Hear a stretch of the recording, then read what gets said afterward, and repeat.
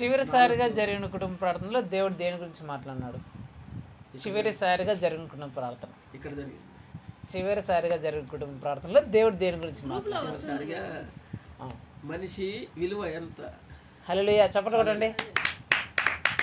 ఒక మనిషి యొక్క విలువ ఎంత అనే అంశం గురించి దేవుడు మాట్లాడినాడు. నీ విలువ ఎంత నీకు తెలిసినా తెలియదా? మరి ఆ వీడియోలు తీసుకుంటే తెలుస్తుంది కదా. నీ విలువ ఎంత అనేది నీకు తెలిస్తే, ఇప్పుడు మనం ఏ వస్తువు కొన్నా, సపోజ్ ఒక వస్తువు ఈ అమ్మాయికి ఈ డ్రెస్ కొన్నారనుకుందాం కొత్తది, ఫస్ట్ వెంటనే అనే మాట ఏంటి? ఎంత, దీని క్యాస్ట్ ఎంత అని అడుగుతాం కదా. ఏది తెచ్చినా సరే, చిన్నదైనా తీసుకురా పెద్దదైనా తీసుకురా, దీని విలువ ఎంత అని అడుగుతాం కదా. మరి నీ విలువ ఎంత నీకు తెలియకపోతే ఎట్లా? చాలామంది చెప్తా అంటారు కదా, నీ విలువ నిన్ను కోసి పంటకేసినా 10,000 కావరా అంటారు కదా. అంటారా లేదా? అంటే కొందరు విలువ 10,000 కూడా కాదు అంటారు. కొందరు నా కిడ్నీలు గుండెకాయలు ఇవన్నీ అమ్ముకున్నా కూడా ఒక 2 లక్షలు 3 లక్షలు వస్తాయేమో, కాబట్టి నా విలువలో 2 లక్షలు 3 లక్షలు ఏమో అని అంటారు కదా. ఇట్లా రకరకాల విలువలు ఉంటాయి. అసలు నిజంగా నీ విలువ ఎంత? బైబిల్ ఏం చెప్తుంది? నీ విలువ ఎంత అనేది బైబిల్ ఏం చెప్తుంది అనేదాన్ని మనం బైబిల్లో దేవుడు చూపించి చెప్పాడు. అది మీరు తెలుసుకోవాలి. అప్పుడు తెలుస్తుంది నీ విలువ ఎంత అనేది. అసలు నువ్వు ఎంత విలువ చేస్తావు, నువ్వు ఎంత విలువైన వ్యక్తివి అనేది అప్పుడు నీకు తెలుస్తుంది. కాబట్టి అది చూడండి, అది చాలా చాలా ఇంపార్టెంట్ వాక్యం సందేశం. కాబట్టి మీరు తెలుసుకోవాలి, ప్రతి ఒక్కరు తెలుసుకోవాలి. అసలు ఈ భూమి మీద నా విలువ ఎంత అనేది ప్రతి ఒక్కరు తెలుసుకోవాలి. అప్పుడు తెలుసుకుంటే నీ విలువ ఎంత తెలుసుకుంటే అప్పుడు నీ విలువ ఎంత, దాన్ని బట్టి నువ్వేం చేయాలనేది నీకు తెలుస్తుంది. కాబట్టి చూడకపోతే యూట్యూబ్లో ఉంది కాబట్టి అప్లోడ్ చేస్తున్నాం కాబట్టి రేపైనా ఖాళీగా ఉన్నప్పుడు అది పెట్టుకొని జోబులు వేసుకొనో లేకపోతే వంట చేసుకుంటే పక్కన పెట్టుకోనో మీ పని మీరు చూసుకుంటుంటే వాక్యం దేవుడు చెప్తూ ఉంటాడు. కాబట్టి మీరు వింటూ ఉండొచ్చు, ఆత్మీయంగా బలపడవచ్చు. నీకు తెలుస్తుంది నీ విలువ ఎంత అనేది. అప్పుడు ఎవరైనా నిన్ను అడిగినా కూడా నీ విలువ నువ్వు ఇట్లా నువ్వు అట్లా అంటే కూడా నువ్వు వాక్య ప్రకారం చెప్పచ్చు. నువ్వు అలా అంటున్నా కానీ నా విలువ ఇది, నా విలువ ఇది అని నీకు మనసులో ఒక ధైర్యం ఉంటుంది. కాబట్టి అది చూడండి జాగ్రత్తగా, ఎంత నీ విలువ అనేది చూసి తెలుసుకోండి మీ విలువ ఎంత అనేది. హల్లెలూయా. సరే, ఈ ఇంట్లో జరిగిన కుటుంబ ప్రార్థనలో దేవుడు దేని గురించి మాట్లాడినాడు చివరిసారిగా? దేవునిలో మనం నిలిచి ఉంటే వెరీ గుడ్, హల్లెలూయా. మనం ఫలించాలంటే ఏంటి అనే అంశం గురించి రెండో భాగం నేను మాట్లాడినారు. మనం ఫలించాలి, బహుగా ఫలించాలంటే ఏం చేయాలా అనే దాంట్లో రెండో పార్ట్ గురించి దేవుడు మాట్లాడినాడు. హల్లెలూయా. సరే, దేవుడు ఈరోజు మనందరితో ఏం మాట్లాడతాడో చూద్దాం. మత్తయి సువార్త 26వ అధ్యాయం 40-41. ఆయన మరలా శిష్యుల యొద్దకు వచ్చి వారు నిద్రించుట చూచి, ఒక గడి అయినను నాతో కూడా మెలుకొని ఉండలేరా? మీరు శోధనలో ప్రవేశించుకున్నట్లు మెలకువగా ఉండి ప్రార్థన చేయుడి. హల్లెలూయా, హల్లెలూయా, హల్లెలూయా. దేవుడి వాక్యం ద్వారా మనందరితో మాట్లాడును గాక. ఆమేన్. సో ఇక్కడ యేసు ప్రభు తన శిష్యులతో గెత్సెమనే తోటలో యేసు ప్రభు వారు సిలువ వేయబడే ముందు రోజున ఆ గెత్సెమనే తోటలో శిష్యులందరినీ తీసుకొని పోయి ఆయన ప్రార్థన చేయడానికి వెళ్ళాడు. అయితే ప్రార్థన చేయడానికి వెళ్తే యేసు ప్రభు ఏమో కొంత దూరం వెళ్ళి ప్రార్థన చేశాడు, శిష్యులను ఒక దగ్గర ఉండమని చెప్పాడు. వెళ్తూ ఆయన ఏం చెప్పాడంటే మీరు కూడా ప్రార్థన చేయండి అని చెప్పేసి ఆయన వెళ్ళారు. యేసు ప్రభు అంత దూరంలోకి వెళ్ళి ప్రార్థన చేస్తున్నాడు. ప్రార్థన చేసి ఇక్కడికి వచ్చి చూస్తే శిష్యులు ఏం చేస్తున్నారు? నిద్రపోతున్నారు. అప్పుడు యేసు ప్రభు వారు శిష్యులను చూసి చెప్తున్న మాట ఇది. అదేంటి? ఆయన ఒక్క గడియను నాతో కూడా మేల్కొని ఉండలేరా? మీరు శోధనలో ప్రవేశించకుండానట్లు మెలకువ కలిగి ప్రార్థన చేయండి అని యేసు ప్రభువు తన శిష్యులకు చెప్పారు. ఇక్కడ 2 మాటలు మనకు కనిపిస్తాయి, ఒకదానికి ఒకటి ఆపోజిట్ అన్నమాట. 2 మాటలు మనకు కనిపిస్తాయి, ఒకటికొకటి ఆపోజిట్ ఉంటాయి, ఒకటికొకటి వ్యతిరేకం ఉంటాయి. ఏం మాటలు అవి చెప్పండి.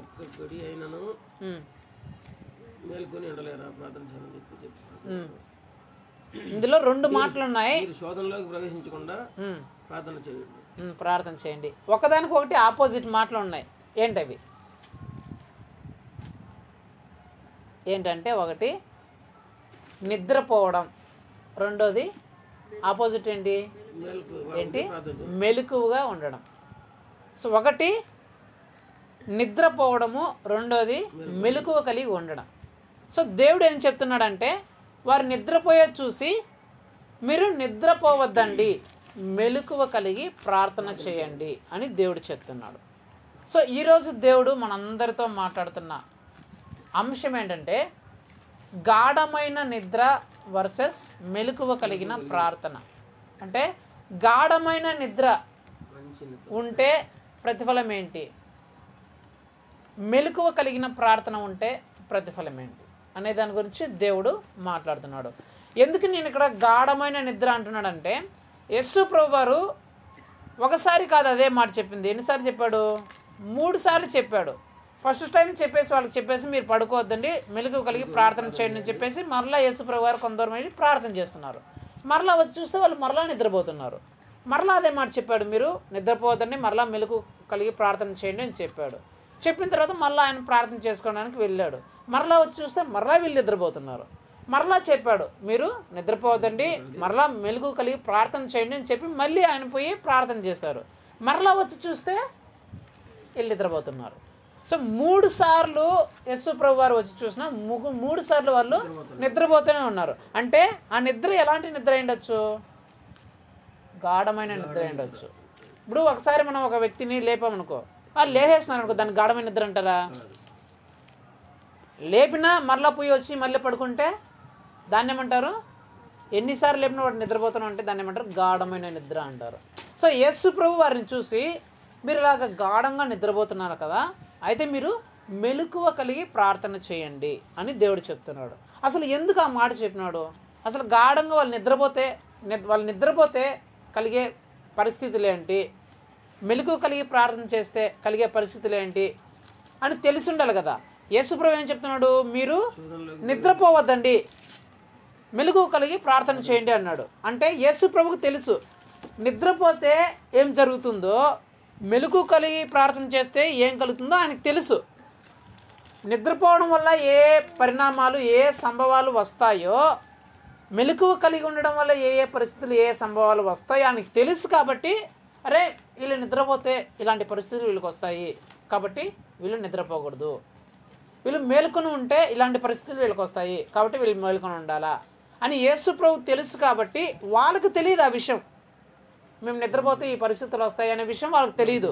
మేలుకొని ప్రార్థన చేస్తే ఈ పరిస్థితులు వస్తాయని వాళ్ళకి తెలియదు. వాళ్ళకి తెలియదు కాబట్టి వాళ్ళు నిద్రపోతున్నారు. కానీ యేసు ప్రభుకు తెలుసు కాబట్టే చెప్తున్నాడు, మీరు నిద్రపోకుండా, ఈ సమయంలో మీరు నిద్రపోకుండా మెలకువ కలిగి ప్రార్థన చేయండి అని దేవుడు చెప్తున్నాడు. సో మనం కూడా తెలుసుకోవాలా, అసలు నిద్రపోతే కలిగే సంభవాలు ఏంటి, మెలకువ కలిగి ఉంటే కలిగే సంభవాలు అంటే మనం తెలుసుకోవాలా. అప్పుడే మనకు తెలుస్తుంది. అర్థమైందా? సో ఈ నిద్రపోవడము, మెలకువ కలిగి ఉండడం అంటే లాస్ట్లో చూద్దాం, సరేనా? అసలు నిద్రపోవడం అంటే ఏంటి, మెలకువ కలిగిన ఉండడం అంటే ఏంటంటే మళ్ళీ తర్వాత చూద్దాం.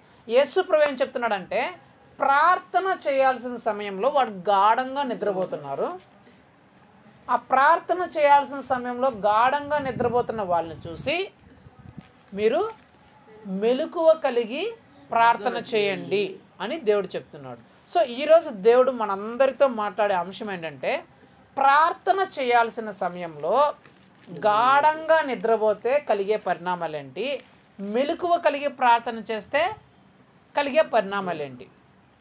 ప్రార్థన చేయాల్సిన సమయంలో, అన్ని సమయాలని కాదు, ప్రార్థన చేయాల్సిన సమయంలో గాఢంగా నిద్రపోతే కలిగే ప్రతిఫలం ఏంటి, ఏం కలుగుతుంది, ఏం సంభవాలు వస్తాయి, మెలకువ కలిగి ఉంటే ఏం సంభవాలు వస్తాయి అనేది మనం తెలుసుకోవాలి. సో ఈరోజు మన అంశం ఏంటంటే గాఢమైన నిద్ర వర్సెస్ మెలకువ కలిగిన ప్రార్థన చూసుకుందాం. అసలు గాఢంగా నిద్రపోతే, ప్రార్థన చేయాల్సిన సమయంలో గాఢంగా నిద్రపోతే ఎలాంటి పరిస్థితులు ఎదురవుతాయి, ప్రార్థన చేయాల్సిన సమయంలో మెలకువ కలిగి ఉంటే ఎలాంటి సంభవాలు జరుగుతాయో మనం బైబిల్లోనే కొందరు వ్యక్తులను చూసి మనము దేవుని వాక్యాన్ని ధ్యానించుకొని ఆత్మీయంగా బలపడదాం. హల్లెలూయా.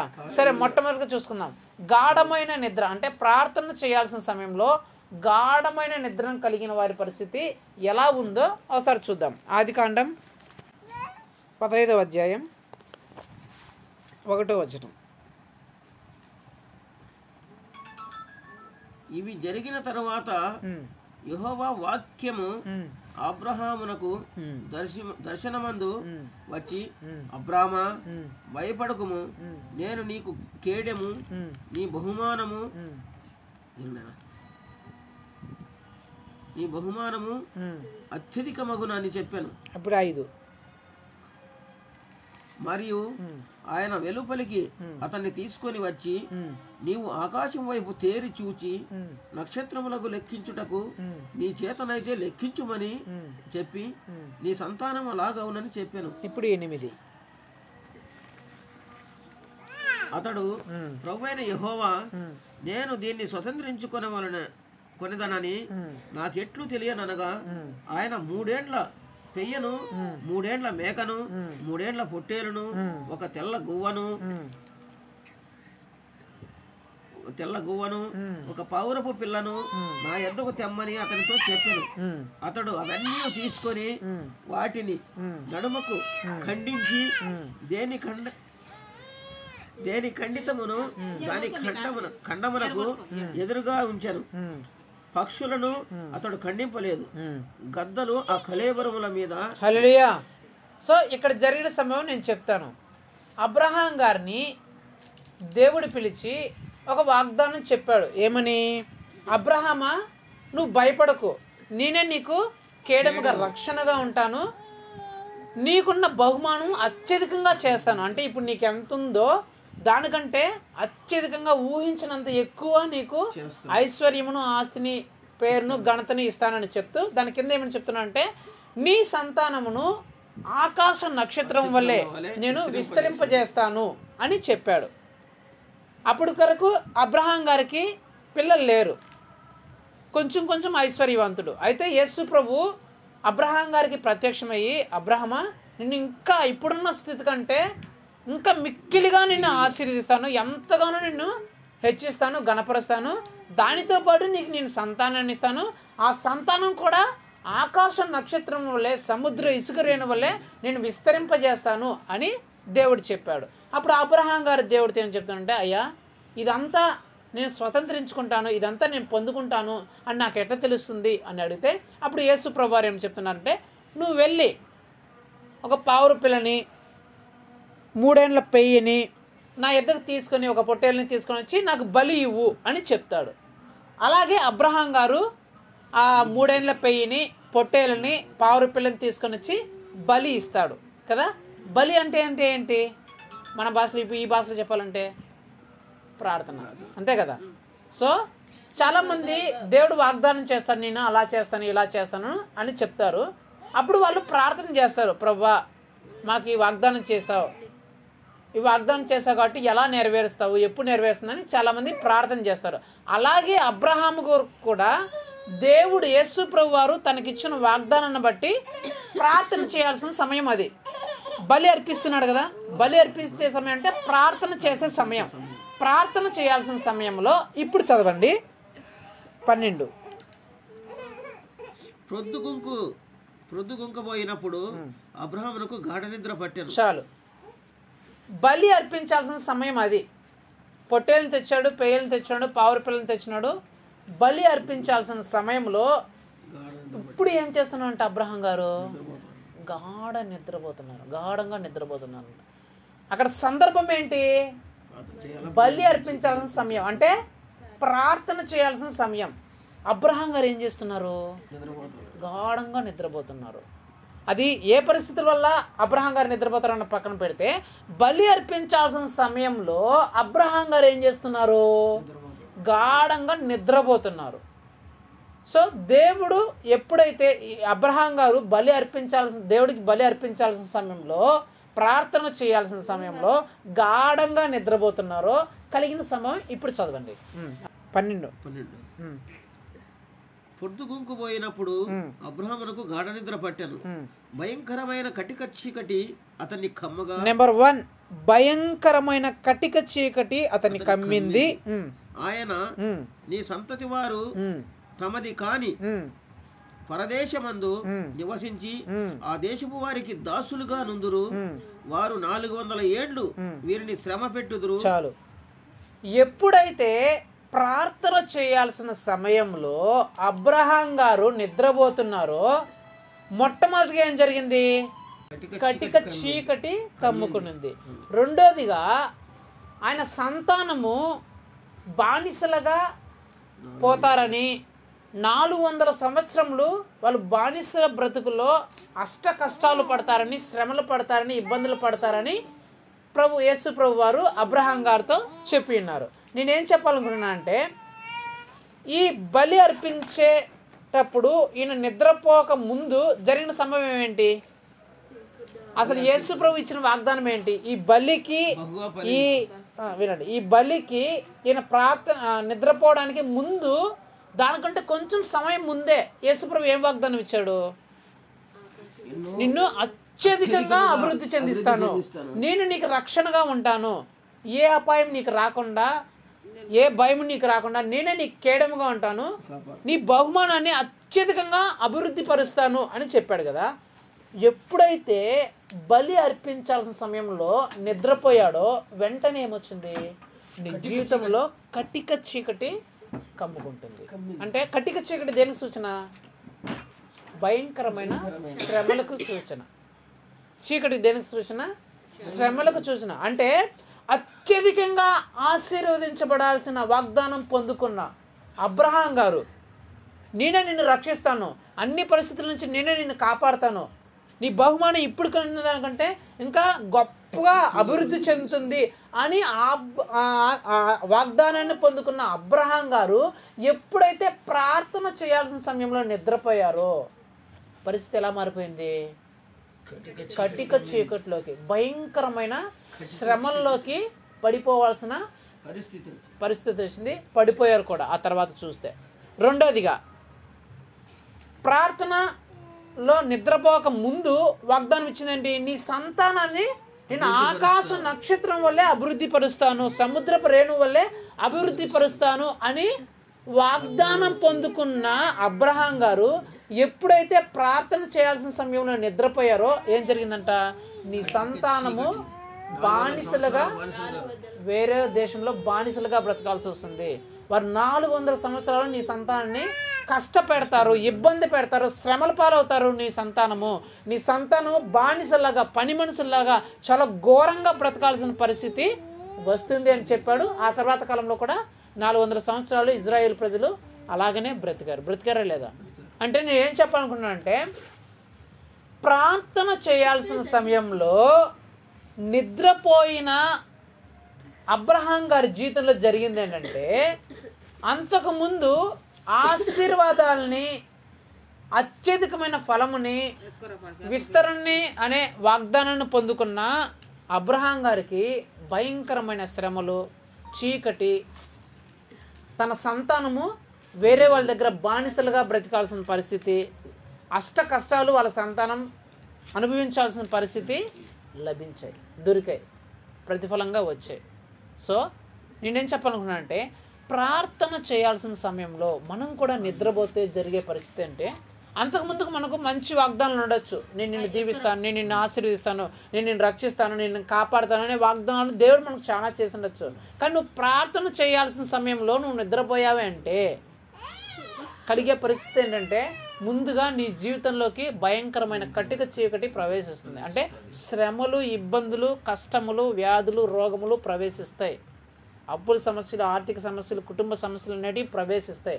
రెండోదిగా, నీ సంతానం అంటే నీ పిల్లలు ఇతరులకు బానిసలుగా మారిపోతారు. ఇతరులని, నీ పిల్లల్ని కష్టపెడతారు, ఇతరులు నీ పిల్లల్ని ఇబ్బంది పెడతారు, నీ పిల్లలు ఇబ్బందుల పాలు అయిపోతారు, కష్టాల పాలు అయిపోతారు, శ్రమల పాలు అయిపోతారు. నీ కుటుంబం, నీ పిల్లలు భయంకరమైన పరిస్థితులు ఎదుర్కోవాల్సిన పరిస్థితి వస్తుంది నువ్వు ప్రార్థన చేయాల్సిన సమయంలో గాఢంగా నిద్రపోతే. యోనా గారి గురించి తెలుసు, అది ఆ మాట కూడా చదివిస్తాను. యోనా చూడండి, 1వ అధ్యాయం 6వ వచనం. అప్పుడు ఓడ నాయకుడు అతని యొద్దకు వచ్చి, ఓయి నిద్రపోతా, నీకేమి వచ్చినది? లేచి నీ దేవుని ప్రార్థించు. చాలు. సో అక్కడ ఓడ నాయకుడు యోనా గారితో ఏం చెప్తున్నాడు? ఓయి నిద్రపోతా, నీకేం వచ్చింది, ఇలా నిద్రపోతున్నావు, లేచి నీ దేవునికి ప్రార్థించు. అంటే అది ఏ సమయము? ఏ సమయము? ప్రార్థించే సమయం. అది దేవునికి ప్రార్థించే సమయంలో యోనా గారు ఏం చేస్తున్నారంట? నిద్రపోతున్నారంట. ఎప్పుడైతే ప్రార్థించాల్సిన సమయంలో యోనా గారు నిద్రపోతున్నారో ఓడ నాయకుడు ఏం చెప్తున్నాడు? రే నిద్రపోతా, ఏంటో ఇలాగ నిద్రపోతున్నావు, నీకేమవుతుంది, నీకు అసలు తెలుస్తుందో తెలియట్లేదా, లేచి ప్రార్థన చేయి, ప్రార్థన చేయాల్సిన సమయంలో ఇలా నిద్రపోతున్నావు ఏంట్రా అని ఓడ నాయకుడు యోనా గారిని అంటున్నాడు. అసలు ఎందుకు అంటున్నాడంటే ఎప్పుడైతే ప్రార్థించాల్సిన సమయంలో యోనా గారు నిద్రపోతున్నారు ఆ ఓడలో, అక్కడ తుఫాను వచ్చేసి ఆ ఓడ అల్లకల్లోలం వెళ్ళిపోయి ఓడ బద్దలైపోయే పరిస్థితి వచ్చేసి ఓడ మునిగిపోయే పరిస్థితి వచ్చేసింది. తుఫాను అల్లకల్లోలం చేస్తుంది ఆ ఓడని. ఆ ఓడలో ఉన్న వ్యక్తులు ఆ ఓడలో ఉన్న సరుకులను అంతటినీ ఇసిరి పారేస్తున్నారు. కనీసం మా ప్రాణాలు బతికితే చాలు, ఈ సరుకులంతా వద్దు, ఇవన్నీ తెలిసి మన ప్రాణాలు కాపాడుకుంటే చాలు అని చెప్పేసి ఆ ఓడలో ఉన్న విలువైన సంపద అంతా బయటికి ఆ సముద్రానికి వృధాగా పారేస్తున్నారు. అలాంటి భయంకరమైన శ్రమల్లో వచ్చేసాయి. ఆ శ్రమల్లో వాళ్ళు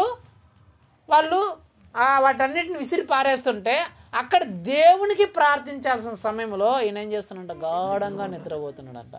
నేను ఏం చెప్పాలనుకున్నానంటే, సో దేవునికి ప్రార్థన చేయాల్సిన సమయంలో ఎప్పుడైతే యోనా గారు గాఢంగా నిద్రపోయారో భయంకరమైన తుఫాన్లు ఆయన జీవితంలోకి వచ్చాయి. ఓడే బద్దలైపోయే పరిస్థితి, తమ ప్రాణాలని బిక్కుమని అరచేతిలో పట్టుకుని బ్రతికే పరిస్థితి అక్కడ ఎదురైంది. సో ఎప్పుడైతే మనం ప్రార్థన చేయాల్సిన సమయంలో నిద్రపోతామో అప్పుడు మన ఓడ అనే కుటుంబము బద్దలైపోయే అంత తుఫాన్లు, శ్రమలు, కష్టములు మన కుటుంబాన్ని కొడతాయి.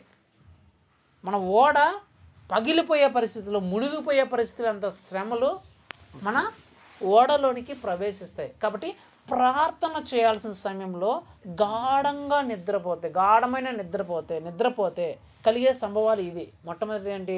కఠినమైన చీకటులు మన జీవితంలోకి ప్రవేశిస్తాయి. రెండోదిగా మన సంతానము ఇతరులకు బానిసలుగా మార్చబడి అష్ట కష్టాలు, శ్రమలు అనుభవించాల్సిన పరిస్థితి వస్తుంది. మూడోదిగా మన కుటుంబమే తుఫాన్ల చేత బద్దలైపోయే పరిస్థితి మనకు ఎదురవుతాయి. ఎప్పుడు? ప్రార్థన చేయాల్సిన సమయంలో గాఢంగా నిద్రపోతే. అయిపోయిందా? ఇప్పుడు రెండో అంశం ఏంటి? మెలకువ కలిగిన ప్రార్థన. అంటే ప్రార్థన చేయాల్సిన సమయంలో మెలకువ కలిగి ప్రార్థన చేస్తే ఏమవుతుందో చూద్దాం. అదే ఆదికాండం 32వ అధ్యాయం 22 నుంచి 26 వరకు చదవండి. ఆ రాత్రి అతడు లేచి తన ఇద్దరు భార్యలను, తన ఇద్దరు దాసీలను, తన 11 మంది పిల్లలను తీసుకొని యబ్బోకు రేవుకు దాటిపోయాను. యాకోబు వారిని తీసుకొని ఆ ఏరు దాటించి తనకు కలిగినదంతయు పంపివేసెను. యాకోబు ఒక్కడు మిగిలిపోయాను. ఒక నరుడు తెల్లవారు వరకు అతనితో పెనుగులాడెను. తాను అతన్ని గెలవకుండా చూచి తొడగూటి మీద అతన్ని కొట్టెను. అప్పుడు అతడు ఆయనతో పెనుగులాడుట వలన యాకోబు తొడ గూడు వసిలేను. చాలు. ఇక్కడ జరిగిన సమయం ఏంటంటే, ఇస్సాక్ గారికి, రిబ్కా గారికి ఇద్దరు కుమారులు, ఏశావు, యాకోబు. ఈ యాకోబు గారు తన అన్నయ్యని ఏశావును మోసం చేసి ఆ జ్యేష్ఠత్వాన్ని తీసుకుండేసి బలవంతంగా లాక్కుండేసి వాళ్ళ అమ్మ అయిన రాహేల్ అమ్మగారి యొక్క, రిబ్కా అమ్మగారి యొక్క అన్నగారింటికి, లాబాను ఇంటికి వెళ్ళిపోతాడు. తన అన్న నుంచి తన ప్రాణాలను కాపాడుకోవాలని చెప్పేసి వెళ్ళిపోతాడు. వెళ్ళిపోయి అక్కడ రాహేల్ అమ్మ కానీ లేయాను కానీ పెళ్లి చేసుకుంటాడు. 24 సంవత్సరాలు అక్కడ కొలువు చేస్తాడు. అంటే గొర్రెలు మేపి ఆ పనులు చేసి ఈ పనులు చేస్తాడు. పనులు చేసిన తర్వాత దేవుడు ఎట్లా మళ్ళీ కనికరించి యాకోబుని అంతా లాబాను దగ్గర నుంచి గొర్రెలాస్తి మొత్తం ఇస్తాడు. ఇచ్చేసి యాకోబు నువ్వు లేచి మరలా నీ ప్రాంతానికి నువ్వు వెళ్ళిపో అని చెప్తాడు. సో ఆ రాత్రి ఏం చేస్తాడంటే, ఇతను తనకు కలిగిన సమస్తాన్ని, తన భార్యల్ని, పిల్లల్ని, తనకు కలిగిన ఒంటెల్ని, గొర్రెల్ని, దాసాదాసుల్ని మొత్తం ఆస్తి ఐశ్వర్యంతో తీసుకొనేసి బయలుదేరేస్తాడు. సో ఆ కనాను దేశానికి బయలుదేరుతూ ఉంటే, కనాను దేశానికి బయలుదేరే ఇక్కడ నుంచి ఒక 10 కిలోమీటర్లు ఉంటుంది అనగా, అంటే కనాను దేశానికి సమీపించంగా ఇతను ఏం చేస్తాడంటే, యాకోబు గారు ఏం చేస్తారంటే, అరే నేను మా అన్నని మోసం చేసి వచ్చాను కదా, ఇన్ని సంవత్సరాలు నేను ఎక్కడ ఉన్నాను, మా అన్న నన్ను చంపారని పగబట్టి ఉన్నాడు అప్పుడు, కాబట్టి ఇప్పుడు మా అన్న నేను ఇక్కడికి వచ్చిందని తెలిస్తే నన్ను, నా భార్యలని, నా బిడ్డల్ని చంపేస్తాడేమో అని భయపడిపోయాడంట. ఆ వచనం చదివిస్తాను చూడండి, 32:11. నా సహోదరుడైన ఏశావు చేతి నుండి దయచేసి నన్ను తప్పించుము, అతడు వచ్చి పిల్లలతో తల్లిని నన్ను చంపునేమో అని అతనికి భయపడుచున్నాను. చాలు. ఇది ఏమనుకున్నాను, మా అన్న నేను మోసం చేయొచ్చాను, మా అన్న అప్పుడే పగతో నన్ను రగిలిపోయి నన్ను చంపేయాలనుకున్నాడు, ఇప్పుడు నేను దేవుడు నన్ను ఆ దేశానికి పోమన్నాడు, నేను పోతున్నాను, ఇప్పుడు ఒకవేళ నేను వచ్చేది తెలిస్తే మా అన్న నన్ను, నాతో పాటు నా భార్యలను, నా పిల్లలను కూడా చంపేస్తానని భయపడిపోయాడు. సో ఇప్పుడు ఏం చేయాలో ఈయనకి అర్థం కాలేదు. అక్కడికి వచ్చే సమయానికి రాత్రి అయిపోయింది. ఏమైపోయింది? అక్కడ రాయబడిన మాట, అక్కడ రాత్రి, అక్కడ 22 ఏముంది, ఆ రాత్రి. సో రాత్రి అయిపోయింది సమయం. రాత్రి సమయంలో ఇప్పుడు ఏం చేస్తున్నాడంటే, తన భార్యల్ని, పిల్లల్ని, తనకున్న సమస్తాన్ని మీరు ముందు వెళ్ళండి చెప్పేసి ఆ రాత్రి ఆయన ఒక్కడే మిగిలిపోయాడంట. అక్కడే వాళ్ళ ముందర పంపించి ఈయన ఒక్కడే మిగిలిపోయాడంట. ఒక్కడే మిగిలిపోయి ఏం చేస్తున్నాడంట, పెనుగులాడుతున్నాడంట దేవుని. అక్కడ రాయబడిన మాట, ఒక నరునితో తెల్లవారుజామున పెనుగులాడెను అని రాయబడింది. అంటే పెనుగులాడడం అంటే ఏంటి?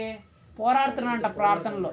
అంటే ఒక రాత్రి మొత్తము యాకోబు గారు పోరాడుతున్నాడంట, దేవునికి ప్రార్థన చేస్తున్నాడంట. అయ్యా అయ్యా కాపాడయ్యా. ఏమని ప్రార్థన చేస్తున్నాడంటే, అయ్యా ఇలా మోసగానయ్యా, ఇలా మోసం చేశానయ్యా, ఇలా మోసం చేశాను, లాభాన్ దగ్గరకు వచ్చాను, అక్కడ కూడా మోసం చేసి గొర్రెల్ని, ఆశను అంతా సంపాదించుకున్నాను, కానీ ఇప్పుడు నువ్వు చూపించావు, ఆ దేశానికి నేను వెళ్తుంటే నాకు భయం వేస్తుందయ్యా, నా అన్న ఎక్కడొచ్చి నా బిడ్డలను చంపేస్తారేమో, నా ఆస్తిని పట్టుకొని వెళ్ళిపోతాడేమో, నా భార్యని, పిల్లల్ని అందరూ చంపేసి నా ఆస్తిని పట్టుకొని వెళ్ళిపోతాడేమో, నన్ను చంపేస్తారేమో చెప్పేసి నేను భయపడిపోతున్నానయ్యా అని ఈ యాకోబు గారు ఆ భయము చేత, అతనికి రాబోతున్న ఆ ఉపద్రవం చేత ఆయన చాలా భయంతో ప్రార్థన చేస్తున్నాడు. అసలు ఆయన భయంతో ప్రార్థన చేయడానికి కూడా ఒక కారణం ఉంది. ఎందుకంటే అక్కడ చూడండి 32:6 నేను చదువుతానండి. ఆ దూతలు యాకోబు వద్దకు తిరిగి వచ్చి, మేము నీ సహోదరుడిని యోసావు వద్దకు వెళ్ళితిమి, అతను 400 మందితో నిన్ను ఎదుర్కొని వచ్చున్నాడని చెప్పగా యాకోబు మిక్కిలి భయపడి తొందరపడి. ఎందుకు భయపడుతున్నాడంటే, ఈయన యాకోబు గారు ఏశావు దగ్గరికి పోకముందే తన దూతలను ముందు పంపించినాడు. మీరు వెళ్ళి మా అన్నకి ఈ కానుక ఇచ్చేసి, ఇదిగో నీ తమ్ముడు వస్తున్నాడు అని చెప్పి రండి, మా అన్న పరిస్థితి ఎలాగుంది, నా మీద ఇంకా పగతో ఉన్నాడేవా లేదా అనేది నాకు అర్థమవుతుంది, నాకు తెలుస్తుంది, ఏ విషయం మీరు కనుక్కొని రండి అని చెప్పి పంపిస్తారు. వీళ్ళు పోయి అక్కడి నుంచి ఇక్కడికి వచ్చి యాకోబు గారితో ఏం చెప్తారు, అయ్యా మీ అన్నకి ఇట్లా చెప్పాము, యాకోబు గారు మీ తమ్ముడు గారు వస్తున్నారని చెప్తే ఏశావు గారు 400 మందిని వేసుకొని వచ్చేస్తున్నాడే అని చెప్పాడు. వీరికి అప్పుడు యాకోబు గారికి భయం ఎక్కువ వచ్చేసింది. అమ్మో 400 మందితో వచ్చేస్తున్నాడు, ఇంక నన్ను చంపేస్తాడు, నన్ను బతకనివ్వడు, నన్ను, నా కుటుంబాన్ని, నా భార్యను, నా పిల్లల్ని అందరూ చంపేస్తానని భయం ఎత్తుకుపోయింది. కాబట్టి ఎక్కడ నన్ను, నా బిడ్డల్ని, నా భార్యని అంతని చంపేస్తారని భయముతో ఆ రాత్రి అంతా ఏం చేస్తున్నాడంట, ప్రార్థన చేస్తున్నాడంట. మామూలుగా రాత్రి సమయంలో ఏం చేస్తాం? రాత్రి సమయంలో మనం హాయిగా పడుకుంటాం, కానీ ఏమేం చేస్తున్నాడంట, మెలకువ కలిగి ప్రార్థన చేస్తున్నాం. మామూలు ప్రార్థన కదా, ఎలాగా రాత్రి అంతా ఒక 5 నిమిషాలు 10 నిమిషాలు 5 నిమిషాలు ప్రార్థన చేస్తున్నా, ప్రభా నువ్వు కాపాడి, నువ్వు రక్షించే, హల్లెలూయా నీకు స్తోత్రం, నువ్వు కాపాడేస్తావు, నీకు స్తోత్రం చెప్పేసి 5 నిమిషాలు 10 నిమిషాలు ప్రార్థన చేసుకుని నిద్రపోలేదంట. రాత్రి అంతా మెలకువ కలిగి ప్రార్థన చేస్తున్నాడు. రాత్రి అంతా ప్రార్థన చేయాలంటే మెలకువ కలిగి ఉంటేనే కదా. ఒకవేళ పగులన్న అయితే ఎండ ఉంటుంది, మెలుకుతో ఉంటాం అనుకోవచ్చు. రాత్రి ఎవరైనా నిద్రపోతారు, కానీ ఆయన రాత్రి అంతా తెల్లవారు వరకు, రాత్రి సమయంలో నిలిచాడంట, తెల్లవారు వరకు పోరాడుతున్నాడు. అంటే రాత్రి అంతా ఆయన పోరాడుతున్నాడు ప్రార్థనలో. రాత్రి అంతా పోరాడుతున్నాడు, దాని అర్థం ఏంటి? రాత్రి అంతా మేలుకొని ఉన్నాడు. మెలకువతో ప్రార్థన చేశాడు. ప్రభువా నన్ను కాపాడండి, నన్ను రక్షించండి అయ్యా, నన్ను కాపాడండి ప్రభువా, నా పరిస్థితి ఏంటి, ఎలా అయిపోయింది, ఒకసారి నువ్వు కనికరం చూపించని చెప్పేసి రాత్రి అంతా మెలకువ కలిగి, నిద్రపోవాల్సిన సమయంలో మెలకువ కలిగి ఏం చేస్తున్నాడు? ప్రార్థన చేస్తున్నాడు. ఏం జరిగింది చూద్దాం, ఏం జరిగిందో. 32వ అధ్యాయం 31వ వచనం. అతడు బెనూయేలు నుండి సాగిపోయినప్పుడు సూర్యోదయమాయను. హల్లెలూయా. ఏమైంది? చీకటిలో ఉన్నప్పుడు ప్రార్థన చేశాడు. రాత్రికాల సమయంలో భయంకరమైన చీకటిలో ఎవ్వరు లేని పరిస్థితిలో అందరూ వెళ్ళిపోయి ఒక్కడే ఒంటరిగా మిగిలిపోయి ఆ కట్టిక చీకటిలో మెలకువగలిగి ప్రార్థన చేశాడు. ఏమైందంటే వెంటనే సూర్యోదయమైంది. హల్లెలూయా. అతని జీవితంలోకి ఏమొచ్చింది? వెలుగు వచ్చింది. నెంబర్ 1. నెంబర్ 2 చూడండి, 32:28. నీవు దేవునితోను మనుషులతోను పోరాడి గెలిచితివి కనుక ఇక మీదట నీ పేరు ఇశ్రాయేలే గాని యాకోబు అనబడదని. హల్లెలూయా. హల్లెలూయా. ఒకప్పుడు అతని పేరు ఏం పేరు? యాకోబు. యాకోబు అంటే మోసగాడు. కానీ ఎప్పుడైతే ఈయన రాత్రిలో మెలుగు కలిగి ప్రార్థన చేశాడో యాకోబు పేరు ఏమైపోయిందంట? ఇజ్రాయేల్ అయిపోయిందంట. అంటే మోసగాడు ఇప్పుడు ఏమైపోయాడంట? కింద రాయబడమంటే ఇజ్రాయేల్ అని అర్థం దేవునికి ప్రియుడు లేదా దేవునితో పోరాడి గెలిచిన వాడు. అంటే ప్రార్థన ద్వారా ఏమైనా దేవుని దగ్గర ఏదైనా సరే సంపాదించుకునే స్థాయికి ఎదిగినవాడు. ఒకప్పుడు మోసం చేసి సంపాదించుకున్నవాడు యాకోబు. ఒకప్పుడు కుట్ర చేసి మోసం చేసి సంపాదించుకున్న యాకోబు ఇప్పుడు ఏం చేశాడంట? ప్రార్థన ద్వారా ప్రార్థన చేసి ఏమైనా పొందుకునే స్థాయికి ఎదిగాడు. అతని పేరు ఒకప్పుడు యాకోబు, ఇప్పుడు ఇజ్రాయేల్గా మార్చబడింది. నెక్స్ట్ 3 చదవండి, అదే వచనం 29. అప్పుడు యాకోబు నీ పేరు దయచేసి తెలుపుమనెను. అందుకు ఆయన నీవు ఎందు నిమిత్తము నా పేరు అడిగితువని చెప్పి అక్కడ అతన్ని ఆశీర్వదించను. ఏం జరిగింది? 3వది అతన్ని ఆశీర్వదించాడంట. అంటే యాకోబు 3వదిగా ఆశీర్వదించబడ్డాడు. ఏ విషయంలో ఆశీర్వదించబడ్డాడు? ఏ విషయంలో అంటే చూడండి, ఇప్పుడు 33:4 అప్పుడు ఏశావు అతనికి ఎదుర్కొన పరిగెత్తి అతన్ని కౌగిలించుకొని అతని మెడ మీద పడి ముద్దు పెట్టుకొనెను. వారిద్దరూ కన్నీరు విడిచిరి. ఏశావు కన్నులెత్తి ఆ స్త్రీలను పిల్లలను చూచి వీరు నీకేమి కావాలనని అడిగినందుకు అతడు వీరు నీ దేవుడు సేవకునికి దయచేసిన పిల్లలే అని చెప్పాను. అప్పుడు ఆ దాసీలను వారి పిల్లలను దగ్గరకు వచ్చి సాగిలపడిరి. లేయాయు ఆమె పిల్లలను దగ్గరకు వచ్చి సాగిలపడిరి. హల్లెలూయా. హల్లెలూయా. సో ఇప్పుడు ఏం చేశారంట? యాక్చువల్గా ఎవరు వస్తున్నారు? ఏసావు 400 మందిని వేసుకోవస్తున్నారు. దేనికోసము? యాకోబు గారిని చంపేయాలా, ఇటు నన్ను మోసం చేసిపోయినాడు, ఈయన నాకు రావాల్సిన ఆశీర్వాదాన్ని పట్టుకొని వెళ్ళిపోయినాడు, ఈయన బతకనివ్వకూడదని 400 మందిని యాక్చువల్గా చంపేయాలనే, యాకోబు కలిగిన సమస్తాన్ని చంపేయాలనే ఉద్దేశంతోనే ఏసావు గారు వస్తున్నారు. అలాంటి సమయంలో ఈయనేం చేశాడంట? మెలకువ కలిగి ప్రార్థన చేసినాడు. ఇప్పుడు ఎప్పుడైతే మెలకువ కలిగిన ప్రార్థన చేశాడో చంపడానికి వచ్చిన ఏసావు ఇప్పుడు ఏం చేస్తున్నాడంట?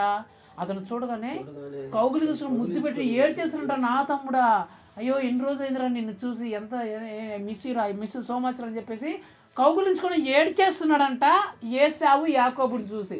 అంటే చంపాల్సిన వ్యక్తిని ఎలా మార్చేశాడు దేవుడు? అత్యధికమైన ప్రేమ చూపించే వ్యక్తిగా మార్చేశాడు.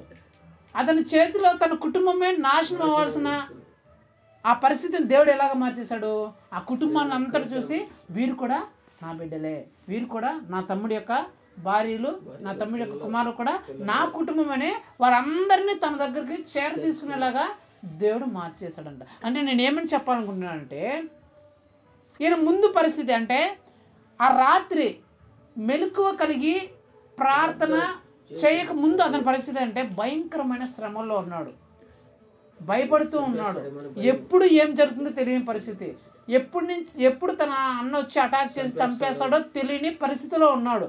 ఒక మోసగాడిలాగా ఉన్నాడు, ఒక మోసం చేసిన వ్యక్తిలాగా, మోసగాడిలాగా ఎప్పుడు భయపడుతూ, ఎప్పుడు ఏ ప్రమాదం జరుగుతుందో తెలియక అయోమయ పరిస్థితిలో, దిక్కుతోచని పరిస్థితిలో ఉన్నాడు ఈ యాకోబు గారు.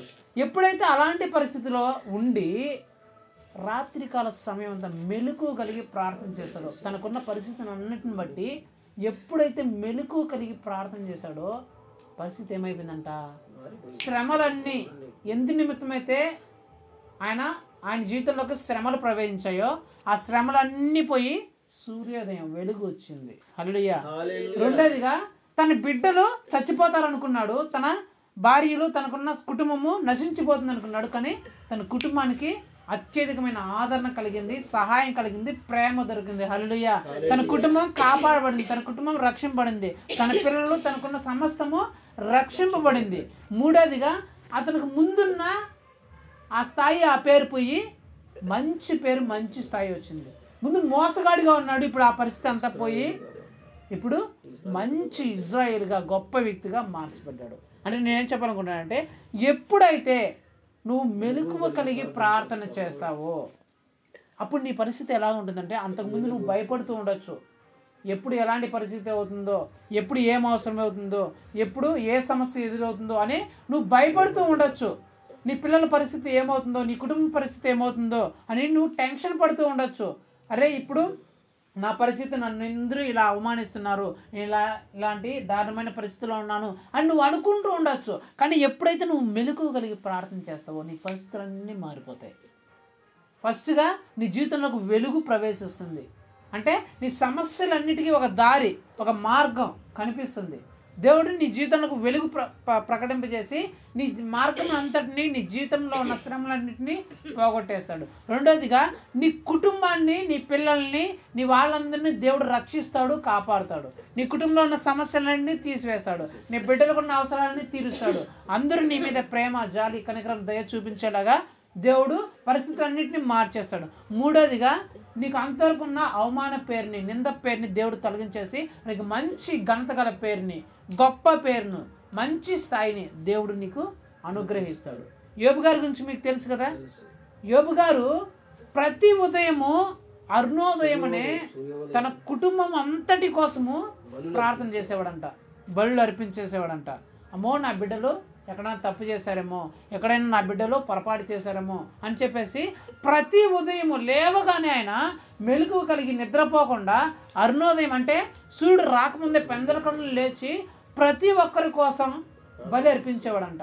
అసలు ఆయన వయసు ఎంతమంది పిల్లలు ఆయనకి? 10 మంది. ఫస్ట్ 10 మంది ఎలాంటి పిల్లలు? యవ్వన కాల పిల్లలు. అంటే ఒకరికి దాదాపు 25-30 సంవత్సరాలు ఉంటాయి అనుకుందాం. సపోజ్ ఆయనకు పెళ్ళి అయ్యి ఒక 22 సంవత్సరాలు 23 సంవత్సరాలు పెళ్ళి అయిన అనుకుందాం. కానీ పూర్వకాలం 40 సంవత్సరాలకు 45 సంవత్సరాలు కూడా పెళ్ళి అయిన వాళ్ళు ఉన్నారు. దాదాపు వాళ్ళు 40-50 సంవత్సరాలు పెళ్ళి ఉంటాయి. మనం అంచనా 30 సంవత్సరాలు అనుకుందాం. 30 సంవత్సరాలు, ఒక 25 సంవత్సరాలు, 50 సంవత్సరాలు. ఒకవేళ దాదాపు ఒక ఆయన వయసు ఎంత? ఒక 60 సంవత్సరాలు అనుకుందాం. ఎంత? 60 సంవత్సరాలు. ముసలి వయసులో ఆయన ప్రతిరోజు ఏ రోజు మిస్ అవ్వకుండా తన కుటుంబం కోసం ఉదయమునే లేచి ప్రతి ఒక్కరి కోసం ప్రార్థన చేసేవాడంట యోబు గారు. ఎప్పుడైతే తన కుటుంబం కోసం అలాగా మెలకువ కలిగి ప్రతిరోజు ప్రార్థన చేశాడో ఏమయ్యంట, తన 10 మందిని పరలోకంలోనికి చేర్చాడు. అప్పుడుకున్న ఆస్తి కంటే 2 ఆస్తి వచ్చింది. తర్వాత ఇంకో 10 మందిని పిల్లల్ని దేవుని ద్వారా పొందుకున్నాడు. ఆ 10 మంది పిల్లలు ఆ దేశంలో అలాంటి పిల్లలు లేరంట. ముందున్న దానికంటే 2 యోబు గారు ఆశీర్వదించబడ్డారంట. దీని అంతటి కారణం ఒకటే, ఆయన అరుణోదయమునే మెలకువ కలిగి ప్రార్థన చేశాడు. ఇంకా మీకు ఎగ్జాంపుల్ చెప్పాలంటే, యేసు ప్రభు వారు చనిపోయారు కదా, శుక్రవారం కలవరి శిలువలో చనిపోయారు. ఆదివారం పొద్దున్నే లేసే సమయం అది పెందలకడన. కానీ ఈ పెందలకడ లేసే సమయంలో అది మీకు చదివిస్తాను. సారీ, మార్కు సువార్త 16వ అధ్యాయం 2-3 వచనాలు చదవండి. 16వ అధ్యాయం 2-3 వచనాలు. వారు ఆదివారం పెందలకడ లేచి బయలుదేరి. ఎప్పుడు లేచారంట? పెందలకడ. చదవండి. లేచి బయలుదేరి సూర్యోదయమైనప్పుడు సమాధి ఎద్దకు వచ్చుచుండగా సమాధి ద్వారము నుండి మన కొరకు ఆ రాయిని ఎవడు బొర్లించునని ఒకరితో ఒకరు చెప్పుకొనుచుండరి. వారు వచ్చి కన్నులెత్తి చూడగా రాయి పొర్లింపబడి ఉంటది చూచిరి. ఆ రాయి ఎంతో పెద్దది. అప్పుడు వారు సమాధిలో ప్రవేశించి తెల్లని నిలువుటంగి ధరించుకొని ఉన్న ఒక పడుచువాడు కుడివైపున కూర్చుని ఉంటా చూచి హల్లెలూయా వైపు మిగులు పెందలకడ లేచిపోయారంటే ఎవరు? మరి అమ్మ మార్తమ్మ. అక్కడ ఉన్న కొందరు స్త్రీలు దేనికోసం పోయినారు? దేనికోసము? యేసుక్రీస్తును వెతకడానికి. యేసుక్రీస్తు దగ్గరికి ఎప్పుడు వెళ్ళారంట? పెందలకడే, అంటే సూర్యోదయం రాకుండా, అంటే మెలకువ కలిగి నిద్రపోకుండా పెందలకడే లేచి దేవుణ్ణి వెతకడానికి, అంటే ప్రార్థన, మన భాషలో చెప్పాలంటే దేవుని దగ్గరికి వెళ్ళారంట. యేసు ప్రభు ఉన్న చోటికి వెళ్ళారంట. ఎప్పుడైతే వెళ్తూ వెళ్తూ వీళ్ళు ఏమనుకుంటారంట, అయ్యో మనకు ఎదురుగా ఒక పెద్ద బండ ఉంది, మనం వెళ్తున్నాం, ఆ బండ ఎవరు తీస్తారు? ఆ బండ మనమేమో శక్తి లేదు, మనకు ఆ బండను తొలగించుకునేంత శక్తి బలం మనకు లేదు, మనం అంత బలవంతులు కాదు, అంత శక్తివంతులు కాదే, ఇప్పుడు అంత పెద్ద బండను ఎవరు తొలగిస్తారు అని వీళ్ళు మాట్లాడుకుంటూ వెళ్తున్నారు. ఆ దగ్గరికి వెళ్ళినప్పుడు ఏం జరిగిందంట? హల్లెలూయా. ఏమైందంట? ఆ బండ పొర్లింపబడి, అంటే తొలగించబడిందంట అక్కడ స్థాయిలోకి. తర్వాత వాళ్ళ లోపలికి వెళ్తే అక్కడ దేవదూతలు అక్కడ కూర్చొని ఉన్నారని రాయబడింది. నేనేం చెప్పాలనుకున్నా అంటే, ఎప్పుడైతే వీళ్ళు పెందలకడ, అంటే మెలకువ కలిగి దేవుని వెతకడం, ప్రార్థనలో దేవుని వెతకడాన్ని ప్రారంభించారో ఏం జరిగిందంట? వాళ్ళకి తెలుసు అక్కడ ఒక సమస్య ఉంది, ఆ సమస్య మనము మన సొంత బలము చేత, శక్తి చేత మనము దీన్ని తీర్చుకోలేము, దాన్ని మనము పక్కకు తొలగించుకోలేము అని వీళ్ళకి తెలుసు ఆల్రెడీ. వీళ్ళకి ఆ సమస్యతో ఉన్నారు, అక్కడ సమస్య ఉంది, ఆ సమస్య ఎలాంటి భయంకరమైందో, ఆ సమస్య తీర్చుకోవడానికి వీళ్ళకి దగ్గర శక్తి లేదు, బలం లేదు అనే విషయం కూడా వీళ్ళకి తెలుసు. అయినా సరే పెందలకడే లేచి దేవుడు ఎక్కడైతే ఉన్నారో ఆ చోటికి వచ్చారంట. మన భాషలో చెప్పాలంటే పెందలకడే లేచి దేవునికి ప్రార్థన చేస్తున్నారంట. ఎప్పుడైతే అలా పెందలకడే లేచి దేవుని వెతకడానికి వచ్చారో ఆ సమస్య దానంతట అదే పక్కకు తొలగిపోయిందంట. అది భయంకరమైన సమస్యే. కానీ ఎప్పుడైతే వీళ్ళు మెలకువ కలిగి ప్రార్థన చేశారో ఆ సమస్య అక్కడి నుంచి దానంతట అదే, వీళ్ళేమీ కష్టపడకుండా, వీళ్ళేమీ ప్రయాసపడకుండా, వీళ్ళేమో పెద్ద పెద్ద కార్యం చేసి జేసీబీలు తెచ్చి తోయకుండా, గడ్డపరలు తెచ్చి తోయకుండా, దానంతట అదే దేవుడే ఆ సమస్యని తొలగించేశారంట, ఆ భయంకరమైన సమస్యను. రెండోది, దేవదూతలు వారికి కనిపించారు. మూడోది చూడండి, 9వ వచనం చదవండి.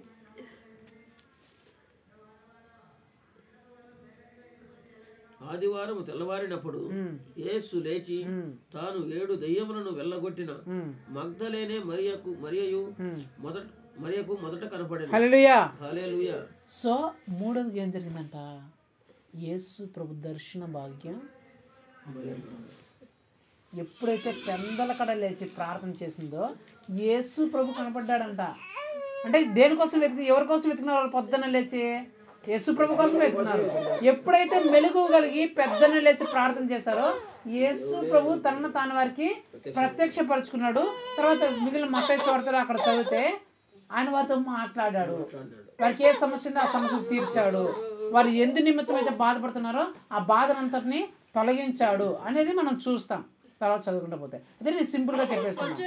ఎప్పుడైతే వాళ్ళు పెందలకడ లేచి దేవుని వెతికారు, అంటే ప్రార్థన చేశారో జరిగిన సమయం ఏంటి? వారికున్న సమస్య, ఆ పెద్ద సమస్య, వాళ్ళు తీర్చుకోలేని సమస్య, దానంతట అదే దేవుడు తొలగించేశాడు. రెండోదిగా దేవుడు వారికి తనను తాను ప్రత్యక్షపరుచుకొని వారితో మాట్లాడాడు. ఎందు నిమిత్తమైతే వారు ప్రార్థన చేశారో, ఎందు నిమిత్తమైతే వాళ్ళు వెతికారో, యేసుక్రీస్తు వెళుతుంది. సో ఎందు నిమిత్తమైతే వాళ్ళు ప్రార్థన చేశారో, ఎందు నిమిత్తమైతే వెతికారో అది వాళ్ళకి దొరికింది. యేసు ప్రభు వాళ్ళకి ప్రత్యక్షమయ్యాడు. ప్రత్యక్షమయ్యి వాళ్ళకి శాంతిని, సమాధానాన్ని, విడుదలని. అప్పటి నుంచి భయపడుతున్నారు, అప్పటి వరకు దుఃఖపడుతూ కన్నీరు కారుస్తున్నారు. కానీ ఎప్పుడైతే ఆయన కనిపించాడో వాళ్ళ దుఃఖము వెళ్ళిపోయింది, వారి కన్నీరు వెళ్ళిపోయింది, వారికి శాంతి, సమాధానము, ధైర్యము, బలము అవన్నీ అనుగ్రహింపబడ్డాయి. సో మనం కూడా ఎప్పుడైతే అలాగ ప్రార్థన చేస్తామో, మెలకువ కలిగి ప్రార్థన చేస్తామో, మనకు కూడా సమస్య ఎంత పెద్దదైనా కావచ్చు, ఆ సమస్యని మన సొంత బలం చేత, శక్తి చేత మనం తీర్చుకోలేని పరిస్థితుల్లో ఉండొచ్చు. కానీ మనం ప్రార్థన చేస్తే, పెందలకడ లేచి మెలకువ కలిగి దేవుని వెతికితే ఆ సమస్యని దేవుడే తీస్తాడు. మనం కష్టపడాల్సిన పని లేదు, మనం టెన్షన్ పడాల్సిన పని లేదు. ఆ సమస్యలు ఏంటి దేవుడు తొలగిస్తాడు. రెండోదిగా దేవుడు తనను తాను మనకి ప్రత్యక్షపరుకొని, దేవుడు మనతో మాట్లాడి మనకున్న కన్నీటికి కారణమైన వాటిని, శ్రమలకు కారణమైన వాటిని, రోగంకి, ఇబ్బందులకు కారణమైన వాటిని అన్నిటినీ దేవుడు తీసేసి మనకు శాంతిని, సమాధానాన్ని, నవ్వును, ఆనందాన్ని, సంతోషాన్ని మనకు కలుగజేస్తాడు. హల్లెలూయా. సో 2 సందర్భాలు నేను చెప్పాను. 2 ఏంటి? ప్రార్థన చేయాల్సిన సమయంలో నిద్రపోయిన వాళ్ళకి కలిగిన సంభవాలు ఏంటో చెప్పాను. ప్రార్థన చేయాల్సిన సమయంలో మెలకువ కలిగిన వాళ్ళే పరిస్థితి ఏమైందో నేను చెప్పాను. సో ప్రార్థన చేయాల్సిన సమయంలో నిద్రపోయిన అబ్రహాం గారు అంతకుముందు ఆశీర్వాదం వాగ్దానాన్ని పొందుకున్న నిద్రపోవడం వల్ల భయంకరమైన పరిస్థితుల్లోకి పడిపోయే పరిస్థితి వచ్చింది. ప్రార్థన చేయాల్సిన సమయంలో నిద్రపోయిన యోనా గారు అప్పటి వరకు గొప్ప దైవ సేవకుడు ఉన్న ఆయన కూడా భయంకరమైన అలల చేత, తుఫాన్ల చేత తను నిద్రిస్తున్న ఓడ కొట్టబడే పరిస్థితికి వచ్చేసింది. ఆయనంతగా ఆయనే సముద్రంలో పడిపోయాడు. చాపకట్లో పోయాడు. ఆ కంపును భరించాడు. భయంకరమైన పరిస్థితుల్లోకి ఆయన పడిపోయాడు. 2 సంభవాలు చెప్పాను. మెలకువ కలిగి ప్రార్థన చేసిన వాళ్ళ పరిస్థితి ఎలాగుందంటే, ఒకప్పుడు కట్టిక చీకటిలో భయంకరమైన శ్రమల్లో ఎప్పుడు ఏం జరుగుతుందో తెలియని పరిస్థితిలో ఉన్న యాకోబు గారు జీవితంలోకి వెలుగు ప్రవేశించి తన సంతానం కాపాడబడి రక్షింపబడి అతని పేరు, అతని స్థాయే మార్చబడిపోయింది. ఆ మెలకు నిద్రపోవాల్సిన సమయంలో మెలకువ కలిగి ప్రార్థన చేసిన ఆ యోబు గారి జీవితం, తన కుటుంబము పరలోకానికి చేరింది. ఆయన 2 ఆశీర్వాదాన్ని పొందుకున్నాడు. సో మెలకువ కలిగి ప్రార్థన చేసిన ఆ స్త్రీలు వారికున్న భయంకరమైన సమస్యను వారు ఏ కష్టం లేకుండానే, వారు ఏ శ్రమ పడకుండానే దానంతట అదే తొలగిపోయేలాగా, దేవుడి దర్శనం వాళ్ళకి కలిగేలాగా, వారి కన్నీరు, వారి కష్టం, వాళ్ళ శ్రమ, ఇబ్బంది తీరిపోయి సంతోషం, సమాధానం, నవ్వు, ఆనందం అన్ని పరిస్థితులు వాళ్ళ జీవితంలోకి వచ్చాయి. మరి నా క్వశ్చన్ ఏంటంటే, నీ పరిస్థితి ఏంటి? ప్రార్థన చేయాల్సిన సమయంలో నువ్వేం చేస్తున్నావు? నిద్రపోతున్నావా? మెలకువ కలిగి ప్రార్థన చేస్తున్నావు? అసలు నిద్రపోవడం అంటే ఏంటి? మెలకువ కలిగి ఉండడం అంటే ఏంటి? నిద్రపోవడం అంటే కళ్ళు మూసుకొని నిద్రపోవడం, అనుకుని నిద్రపోవడం.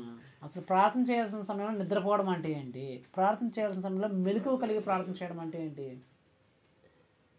ప్రార్థన చేయాల్సిన సమయంలో నిద్రపోవడం అంటే ఏంటంటే, ఆ ప్రార్థన చేసే సమయం వచ్చినప్పుడు నువ్వు ఆ ప్రార్థన పట్టించుకోకుండా వేరే పనులు నువ్వు చూసుకోవడం, అది నిద్రపోవడం అంటే.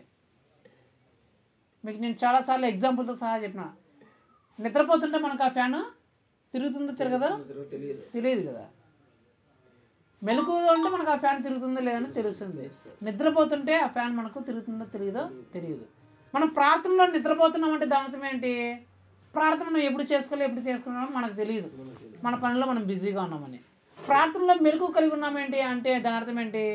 ఏ సమయంలో మనం ప్రార్థన చేయాలో ఆ సమయంలో ఖచ్చితంగా మనము ప్రార్థన చేస్తాము అని దాని అర్థం. సో ప్రార్థన చేయాల్సిన సమయంలో నిద్రపోవడం అంటే ఏంటంటే, ఏ సందర్భాల్లో మనం ప్రార్థన చేయాల్సి వస్తుందో ఆయా సందర్భంలో మనం ప్రార్థన చేయకుండా వేరే పనుల్లో మనం బిజీ అయిపోవడం. ప్రార్థన చేయాల్సిన సమయంలో వంటలు, ఆ ప్రోగ్రాంలు, ఈ ప్రోగ్రాం పెట్టుకోవడం, లేకపోతే వాళ్ళతో వెళ్తే ముచ్చట్లు పెట్టుకోవడం, ఆ విషయాలు, ఈ విషయాలు చర్చించుకోవడం, అవి ఇవి అంటే ప్రార్థన పక్కన పెట్టేయడం. ప్రార్థన చేయాల్సిన సమయంలో ప్రార్థన పక్కన పెట్టేసి మిగిలిన పనులు మనం చేసుకోవడం నిద్రపోవడం అంటే.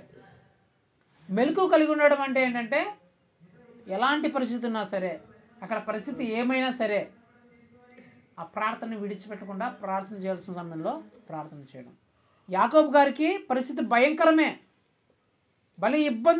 భయంకరమైన పరిస్థితి అయినా సరే ప్రార్థనని విడిచిపెట్టలే. నువ్వు ఎలాంటి పరిస్థితి ఉన్నా సరే, ఇది ప్రార్థన చేయాల్సిన సమయం, నేను ప్రార్థన చేసుకోవాలంటే, ప్రార్థన చేసుకున్న తర్వాత నేను ఏమైనా పనులు చేసుకుంటా అని నిశ్చయించుకున్నారు. యోబు గారు కూడా అంతే. ఉదయకాలమే లేచాడే, ఉదయకాలంలో నేనేం ప్రార్థన చేస్తాలే, పేపర్ చదువుకుందామా, ఇంకా చాలా పనులు ఉన్నాయి అని అనుకోవాలా. ఇది ఉదయకాల సమయంలో నేను ప్రార్థన చేసుకోవాలి. ప్రార్థన చేసుకున్న తర్వాతే నేను పేపర్ చదివేదో, టీ తాగేదో, కాఫీ తాగేదో, బూస్ట్ తాగేదో, హార్లిక్స్ తాగేదో, బెడ్ కాఫీ తాగేదో, దాని తర్వాతనే ముందు నేను ప్రార్థన చేసుకున్న తర్వాత నేను ఏమైనా పనులు పెట్టుకుంటాను అనుకున్నాను. ఈ స్త్రీలు కూడా మొట్టమొదటిగా మేము లేచి వెతకాలి దేవుడిని. ఫస్ట్ దేవుడిని వెతుకొచ్చిన తర్వాత మళ్ళీ కానీ మేము వంటలు చేసుకుంటాం, కూరలు చేసుకుంటాం, అన్నాలు చేసుకుంటాం, మేము తింటాం, మేము ఆఫీస్కి రెడీ చేసి డ్యూటీలకు వెళ్తాం. ముందు ఉదయకాల సమయంలో మేము దేవుడిని ప్రార్థన చేయాలి, వేడుకలు చేయాలి. అంటే దీని అన్నింటి నుంచి నేను ఏం చెప్పాలనుకున్నానంటే, వాళ్ళు ప్రార్థన చేయాల్సిన సమయంలో వేరే పనులన్నిటికీ పెట్టుకోవాలి. ప్రార్థన చేసిన తర్వాతనే వేరే పనులు చూసుకున్నారు. అంతేగాని ప్రార్థన పక్కన పెట్టేసి వేరే వేరే పనులన్నీ చేసుకోవాలి. వీళ్ళు ప్రార్థన చేయాల్సిన సమయంలో వేరే పనులు ఏవి పెట్టుకోకుండా ప్రార్థన చేశారు కాబట్టే వారి జీవితంలో అలాంటి గొప్ప అనుభవాల్లోకి వచ్చారు.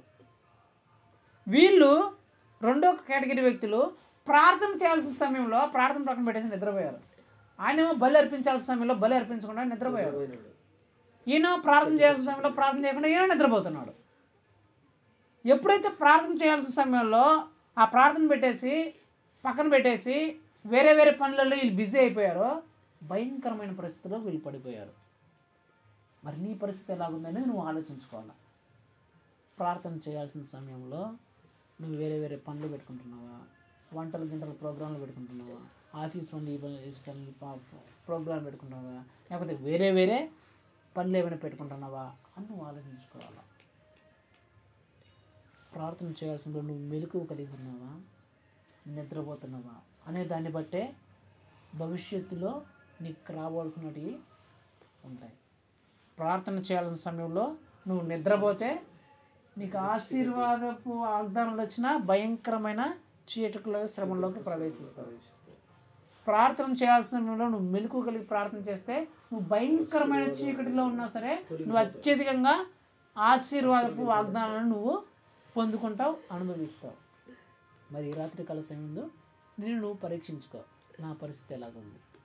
ప్రార్థన చేయాల్సిన సమయంలో, వాక్యం చదవాల్సిన సమయంలో, వాక్యం వినాల్సిన సమయంలో, కుటుంబ ప్రార్థనల సమయంలో, చర్చికి వెళ్ళాల్సిన సమయంలో నేను మెలకువ కలిగి ఉన్నానా లేకపోతే నిద్రపోతున్నానా?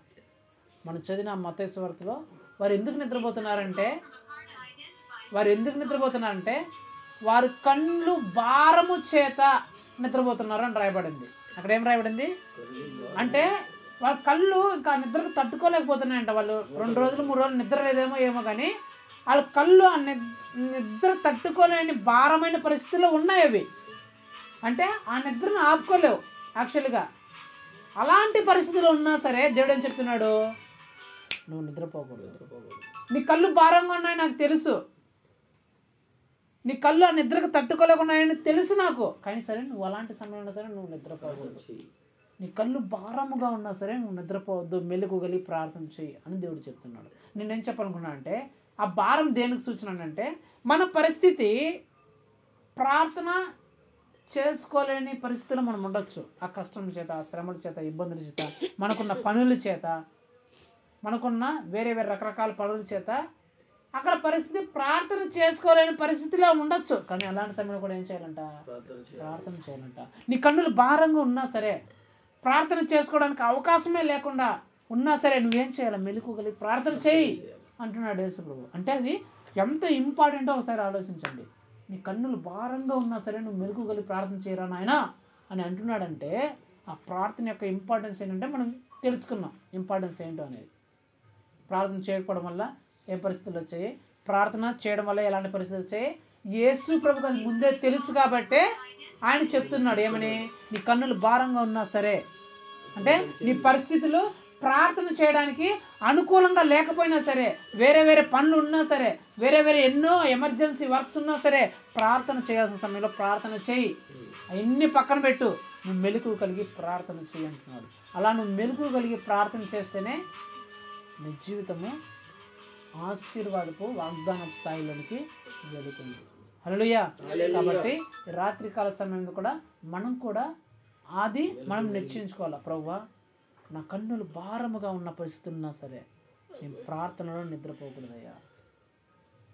నా కన్నులు భారంగా ఉంటున్నా సరే నేను మెలకువ కలిగి ప్రార్థన చేయాలయ్యా. వాటన్నిటిని పక్కన పెట్టి, నా కన్నుల భారాన్ని అంతా పక్కన పెట్టి నేను మెలకువ కలిగి ప్రార్థన చేసేవాడిగానే నేను ఉండాలయ్యా. ప్రార్థన చేయాల్సిన సమయంలో నేను నిద్రపోతే కఠినమైన చీకటి నా జీవితంలోకి ప్రవేశిస్తుంది. నా సంతానము అన్ని జనులకు బానిసలుగా మారిపోతారు. నా సంతానం శ్రమంలో, ఇబ్బందుల, కష్టంలో పడిపోతుందయ్యా. నా ఓడ, నా కుటుంబము భయంకరమైన తుఫానుల చేత కొట్టబడుతుందయ్యా. నా అంతకు నేనే సముద్రంలో పడిపోయే పరిస్థితి, భయంకరమైన కూపములో, అసహ్యమైన చేప కడుపులో పడిపోవాల్సిన పరిస్థితులు నేను పడిపోతానయ్యా. అలాగా నేను నిద్రపోయే గుణం లేకుండా ప్రార్థన సమయంలో నిద్రపోయే గుణం లేకుండా మెలకువ కలిగి ప్రార్థన చేసి నేను కటికమైన చీకటిలో నుంచి సూర్యోదయ పరిస్థితులకు రావాలా, ఆశీర్వాద పేరు నేను పొందుకోవాలా, నీ దర్శన భాగ్యాన్ని నేను పొందుకొని నాకున్న శ్రమలను, కష్టములను, కన్నీటిని, దుఃఖం అంతటిని తొలగించుకొని సంతోషంలోనికి నేను ప్రవేశించాలా. నన్ను, నా కుటుంబాన్ని, నా పిల్లల్ని, మమ్మల్ని అందరినీ కాపాడుకొని సంరక్షించుకొని మీ పరలోకంలో మేము చేరాలి ప్రభువా అని చెప్పేసి మనం ప్రార్థన చేసుకుందాం. కళ్ళు మూసుకొని ప్రార్థన చేసుకుందాం. మహోన్నతుడా, సర్వోన్నతుడా, సర్వశక్తిగల దేవా, యేసయ్య బలమైన, ఘనమైన, శ్రేష్టమైన నామం బట్టి నీకు స్తోత్రం చెల్లిస్తున్నాం ప్రభా. ఇదిగోనైనా తండ్రి, ఈ రాత్రికాల సమయంలో ప్రభా మీరు మాతో మాట్లాడిన మాటను బట్టి మీకు స్తోత్రం చెల్లిస్తున్నాం తండ్రి. మీరు ఇంకనూ నిద్రపోచున్నారా? ఒక గడి అయినను నాతో కలిసి మేల్కొని ఉండలేరా? మీరు శోధనలో ప్రవేశించుకున్నట్లు మెలకువ కలిగి ప్రార్థన చేయండి అని చెప్పిన దేవానికి స్తోత్రం చెల్లిస్తున్నాం తండ్రి. అవును ప్రభా, ప్రార్థన చేయాల్సిన సమయంలో ప్రభా మేము నిద్రపోతే పరిస్థితులు ఎలా ఉంటాయో మాకు తెలియజేస్తున్నారు తండ్రి. ప్రార్థన చేయాల్సిన సమయంలో మెలకువ కలిగి ప్రార్థన చేస్తే పరిస్థితులు ఎలా ఉంటాయో మీరు మాకు తెలియజేశారయ్యా తండ్రి. మేము కూడా నైనా ప్రార్థన చేయాల్సిన సమయంలోనైనా ఎలాంటి పనులున్నా, ఎలాంటి పరిస్థితులు ఉన్నా ప్రభా ప్రార్థన మేము చేయకుండా ఉండకూడదయ్యా. ప్రార్థన చేసిన తర్వాతేనైనా మేము ఎలాంటి పనులైనా పెట్టుకోవాలయ్యా. ప్రార్థన చేసిన తర్వాతేనైనా మేము ఎలాంటినైనా వాటినైనా ప్రభా ముందుకు వెళ్ళాలి తండ్రి. ప్రార్థన చేయకుండా ప్రభా, ప్రార్థన విడిచిపెట్టినైనా మేము ఏమీ చేయకూడదునైనా ఇదిగో నీ కృపా సన్నిధిలో ప్రభా మేము కూడా నైనా ఎల్లప్పుడూ తండ్రి మెలకువ కలిగి ప్రార్థన చేసేవారిగా మేము ఉండాలి తప్ప గాఢంగా నిద్రపోయే వారిగా మేము ఉండకూడదునైనా. నాయన దయతో మమ్మల్ని జ్ఞాపకం చేసుకుని ప్రభా, మేము ఎవరైనా ప్రభా ఏ పరిస్థితుల్లో అయినా ప్రభా మేము ప్రార్థన చేయకుండా ప్రభా నిద్రపోయే పరిస్థితిలో ఉండి ప్రభా భయంకరమైన చీకటిలో, శ్రమల్లో, ఇబ్బందులు, ఇరుకులో పడిపోయాము తండ్రి. అలాంటి పరిస్థితులను తొలగించండి ప్రభా.